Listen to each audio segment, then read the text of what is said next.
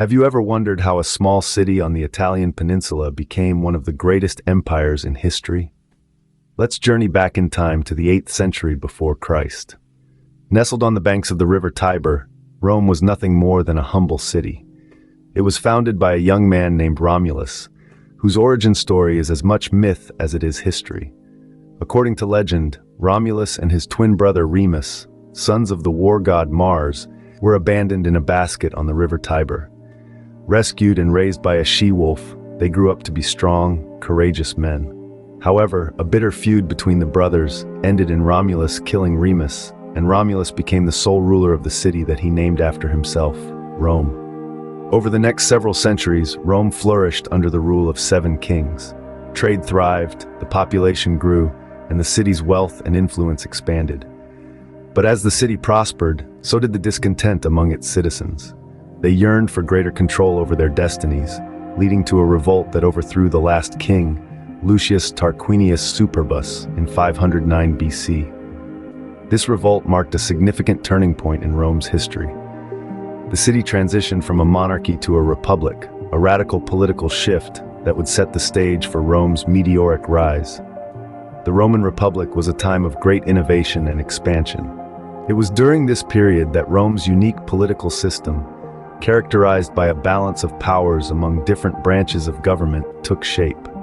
This system would later influence the structure of modern democratic governments around the world. However, Rome wasn't built in a day. The transformation from a small city-state to a sprawling republic wasn't smooth. It was fraught with power struggles, wars, and social upheavals. But these challenges only served to strengthen Rome's resolve. They primed the city for its next phase of growth, a phase that would see Rome evolve from a republic into an empire. The stage was set for the rise of an empire that would leave a lasting impact on the world. So how did Rome transition from a republic to an empire that dominated the Western world? Well, let's journey back in time to explore this fascinating turn of events. The Roman Republic, with its Senate and elected officials, was already a formidable power in the Mediterranean region. But it was the Punic Wars, a series of 3 wars fought between Rome and the city of Carthage, that truly expanded Rome's influence. These wars, which spanned over a century, were primarily about control of the Mediterranean and showcased Rome's military might. Emerging victorious from these conflicts, Rome had now gained control over significant territories, including Sicily, Spain, and North Africa.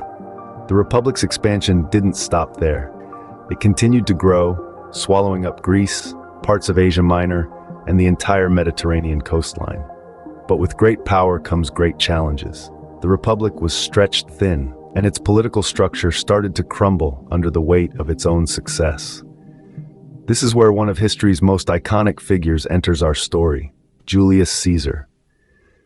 A military general and statesman, Caesar was a charismatic leader who knew how to charm the masses and manipulate the political landscape. He played a pivotal role in the events that led to the downfall of the Roman Republic and the rise of the Roman Empire. Caesar was instrumental in the civil war that ended the Roman Republic.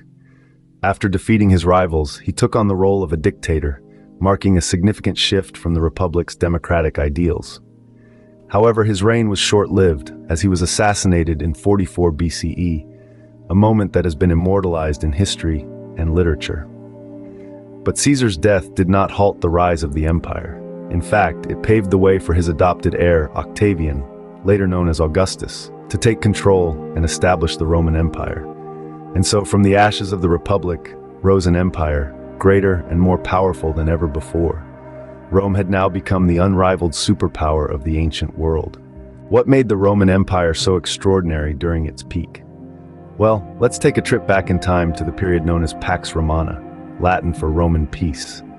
This was a time of relative peace and stability across the empire that lasted for over 2 centuries, from the reign of Augustus in the 1st century BCE to the death of Marcus Aurelius in the late 2nd century CE.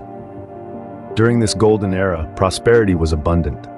Trade flourished, allowing for the exchange of goods from as far as India and China, and the Roman currency became a staple in global commerce.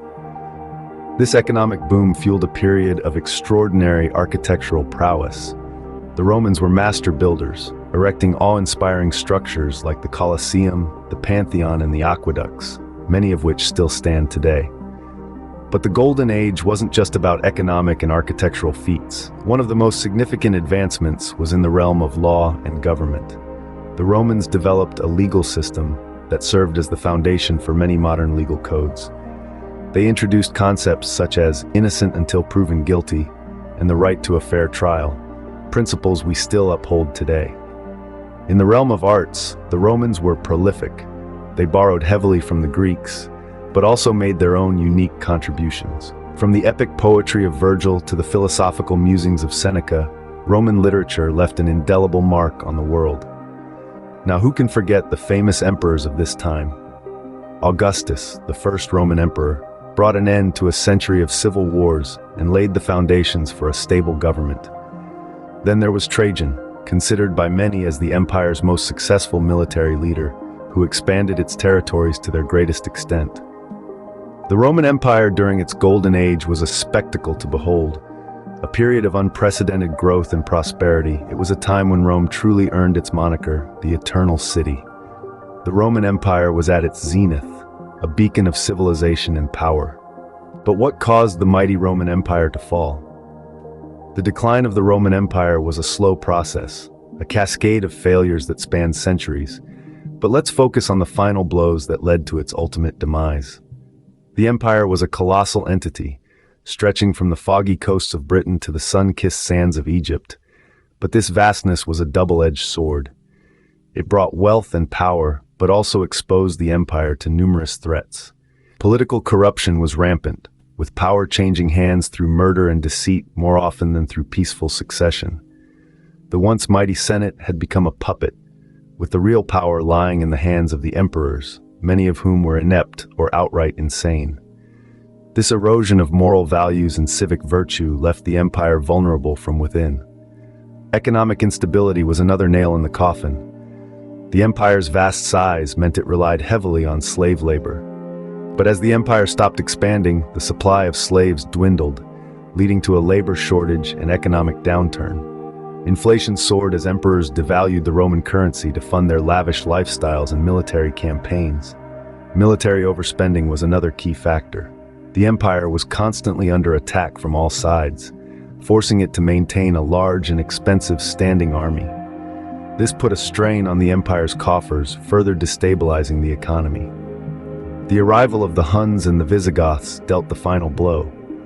These fierce warriors from the east swept into the empire, sacking cities and decimating the Roman legions. The Western Roman Empire, already weakened by internal strife and economic woes, was unable to withstand their onslaught.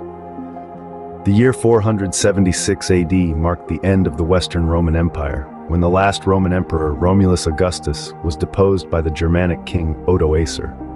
The sun had finally set on the empire that had once ruled the known world.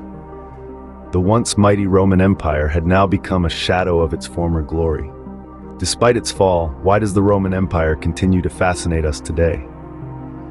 It's a question that merits some pondering, as the echoes of this ancient civilization continue to resonate in our modern world. The Roman Empire, though it crumbled to dust centuries ago, has left an indelible imprint on the fabric of Western civilization, shaping our social structures, our legal systems, our languages, and even our cityscapes. Let's consider architecture, for instance. The Romans were master builders, their ingenuity reflecting in their impressive structures. The iconic Roman arch, the awe-inspiring aqueducts, and the grandeur of the Colosseum. These architectural marvels have inspired countless buildings throughout history and continue to do so today. Turning our gaze to law and government, the Roman legal system was one of the most advanced of its time. They established principles such as innocent until proven guilty and the right to a fair trial, cornerstones of our modern legal systems. The concept of a republic, where power rests with the people and their elected representatives, also has its roots in the Roman Republic. Language, too, owes a great debt to Rome. Latin, the language of the Romans, is the progenitor of the Romance languages: Italian, French, Spanish, Portuguese, and Romanian. Not to mention, it has influenced English extensively, from our scientific terminologies to everyday phrases. And let's not forget the arts.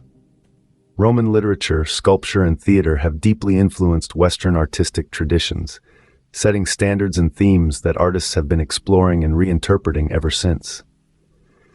So you see, the Roman Empire's influence is far from being a relic of the past. It's woven into the very fabric of our modern societies, impacting our lives in ways we often don't realize. The Roman Empire might have fallen, but its legacy still echoes through the corridors of time.